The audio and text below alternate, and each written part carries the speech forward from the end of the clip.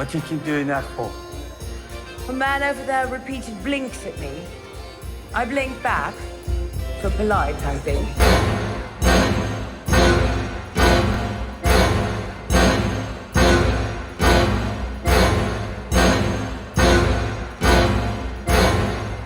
Hello, welcome to another episode of George Reviews, and in this episode we'll be talking about the new Yorgos Lanthimos film, Poor Things, starring Emma Stone, Mark Ruffalo, and Willem DaFoe. So I heard murmurings about this film, and I decided not to watch any trailers or seek out any information, not even a synopsis about this film. I really just wanted to go into this as blind as possible to have kind of an opposite effect, because Yorgos Lanthimos is a filmmaker that I really love and admire and respect, and he is quite an influence on me, and I love everything that he does. Even though I haven't seen some of his older films, I still love the man as a filmmaker, and he's just so inspiring. He's like the Stanley Kubrick of our times. If I was going to compare him to another filmmaker, it would be Stanley Kubrick, but he has a style and gravitas of his own in his work that I just find amazing. So I avoided all the trailers and promotional material at great lengths. I would do anything not to see anything about this film. If I saw a pop-up ad on Facebook or Twitter, I would just immediately scroll down, la la la la, close my eyes, close my ears, and hum very loudly, because I did not want to know anything about this film, besides all the little murmurings I heard about this film, and so to speak. But the film is about Bella Baxter. She is brought back to life by a mad scientist in a Frankenstein monster sort of way, played brilliantly by Willem DaFoe, and is about her evolution, her human experience, and that relates to a broader human experience I think a lot of people can relate to, and that's just the short end of the stick when it comes to Poor Things. There is so much about this film that I just could say, but don't know how to properly articulate in poetic fashion what this film means to me. But overall, I really fucking loved this film. I thought it was amazing. I dare say, and I'm comfortable saying this, a masterpiece, a modern day masterpiece. Definitely rivaling The Favorite as my favorite Yorgos film. I'm not quite sure. I'm going to have to see it a little bit more, but suffice to say, it is bonkers insanity. It is beautiful. It is sad. It is hilarious. It is hysterical. It's just all these things kind of wrapped together, and these multi-genre, bittersweet, endless hilarity of a film. And I just cannot get enough of it. I just really love this film. I love Poor Things, and quite possibly could be my favorite film of the year, but we'll see what the rest of the year gives us on into January and Oscar season and whatnot. But as I said, yes, I'm very comfortable calling this film a masterpiece, because it is. It is a modern day masterpiece. It is a very unique film. It is imaginative. It is creative. It is experimental.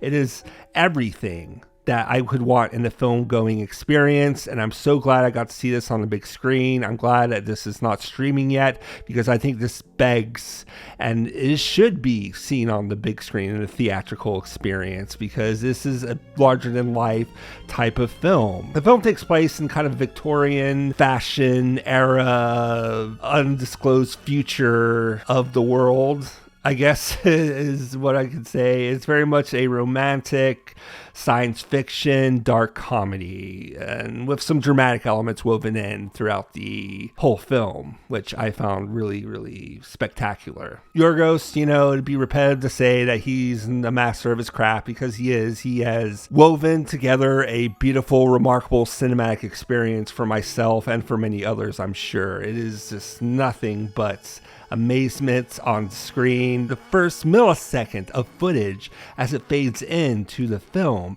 is just spectacular. The pacing is magnetic. It is immaculate. It is perfect. The film just goes by a really brisk pace. You can't take your eyes off this film once it starts, and it's just so beautiful and so crazy, and just everything I want in a film. This is one of the most unique and marvelous films I've ever seen. This is one of the most magnificent films I've ever seen. This is going to break down barriers of what a film can be. Sure, you can maybe draw a little bit inspirations, especially from a Frankenstein story, but really, this is just its own kind of monster. I mean, in the best way possible. It's the best possible cinematic monster put together in a film narrative form that I have ever seen. It is just so magnetic and so just beautiful, and I loved every moment of it. Yorgos has solidified himself as one of the great filmmakers. You can put him next to Mount Rushmore with Kubrick, with Lynch, with Fincher, with all the great filmmakers out there today. He is definitely a contender, and I can definitely see this winning him Best Director if the Academy can get their heads out of their fucking asses, but that's neither here nor there. Let's go on to the performances. The performances are amazing. The whole cast is amazing, but Emma Stone, of course, steals the entire fucking show. She does. She steals everything. She is childlike, she is full of wonder and wit and hysteria. She has created a new iconic character, Bella Baxter, that is just so profound. This is a new classic cinematic character that will be cherished from years and years and decades to come. She is electrifying. She just bolts you into the electric chair and just shakes you around and grabs you by the hand and takes you on this journey with her, and it's the best way possible. Emma Stone, she is a shoo-in for Best Actress, 100%. She is just amazing, and I can't say that enough. The rest of the cast is great. Willem DaFoe, really amazing mad scientist character. Rami Youssef is great in the supporting role, as is Mark Ruffalo, which to be honest, when I first heard Mark Ruffalo was in the main cast, I was a little concerned because, I like Mark Ruffalo fine enough. He's never really wowed me with a performance. He's always been a great supporting actor, with films like Eternal Sunshine, Shutter Island, Zodiac. He definitely knows how to stay in his lane as far as acting goes, but he really impressed me here. He became an actual character. It wasn't just Mark Ruffalo, which I really enjoyed and really appreciated. He definitely is almost as magnetic as Emma Stone, but not quite, because I don't think anyone can compete with her in terms of her vast variety of performances in this film. But Mark Ruffalo really surprised me, and I give kudos where kudos is due. He did really great. He impressed me as an actor, and I hope he takes on more daring roles like this in the future. The whole film is just the human experience. We see the evolution of Bella Baxter. We see her experience, all the different emotions and trials and tribulations we as humans experience. And that's when a film can do that, it is just awe-inspiring to me. She has quite the interesting evolution. She really has quite the arc. It's kind of hard to say what type of arc it is, because this is definitely something different than I have ever seen on film. She completely stole the show in every moment, and the writing by Tony McNamara. This was adapted by a book. I can't remember the author's name on the top of my head,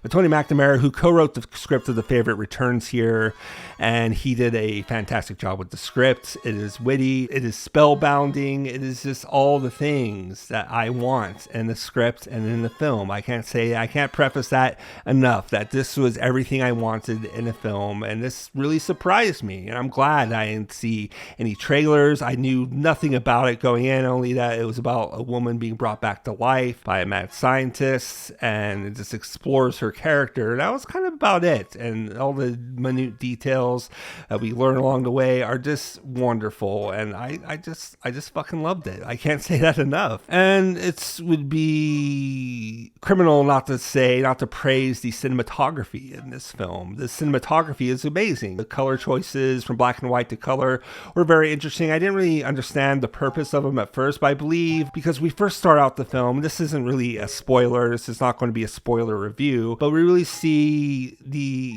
isolation of Bella Baxter in the beginning of the film, which is in black and white, and the more freer she gets, the more we get into the color. It's maybe my pretentious way of analyzing the color choice of the film, but that's how I kind of took it. And if there's another interpretation to why the black and white and the color are different, let me know down there in the comments. I'd be really fascinated to know any other interpretations of the technical scale of this film. Production design is perfect. It's a Victorian era style, but it's in its own kind of future dystopian world, and it is just unlike anything I've ever seen. This film is a technical marvel.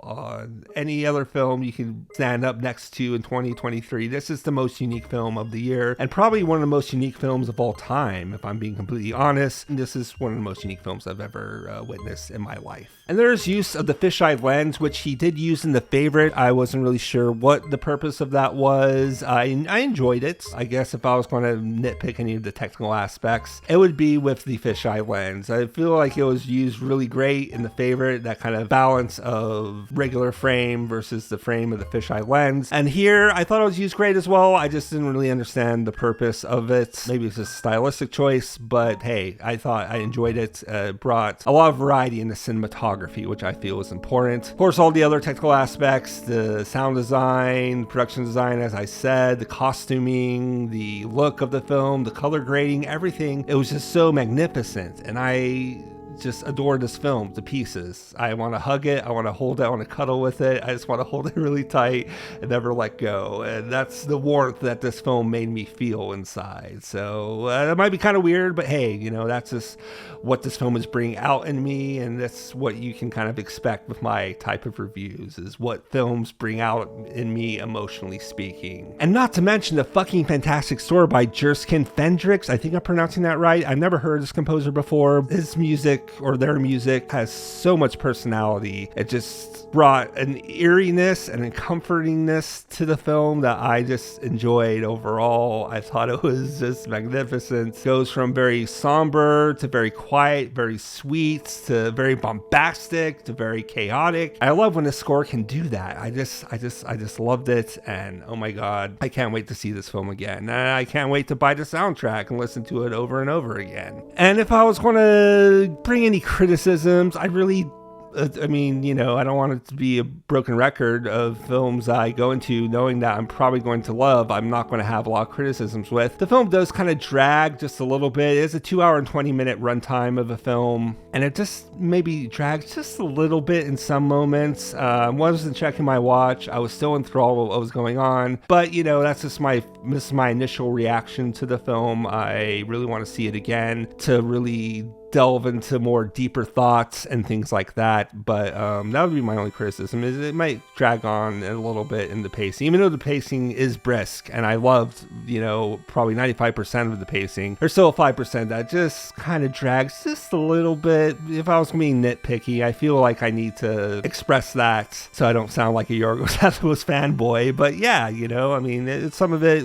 kind of dragged on a little bit, but hey, the rest of it gave us such a truly masterful experience of a film, and I am so thankful for that. Which is why I'm going to rate Poor Things 5 out of 5 stars.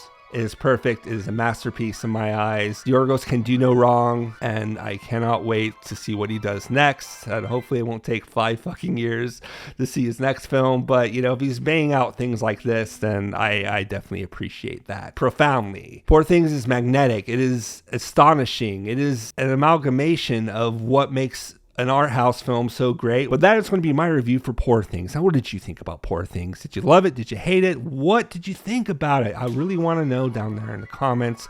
Please like and subscribe if you'd be so kind. My name is George Ray. Thank you so much for tuning into this review. Please remember to keep calm, keep cool, keep chill, embrace great cinema, embrace the greatest of cinema like Poor Things. I'll see you on the next video. Until then, peace out.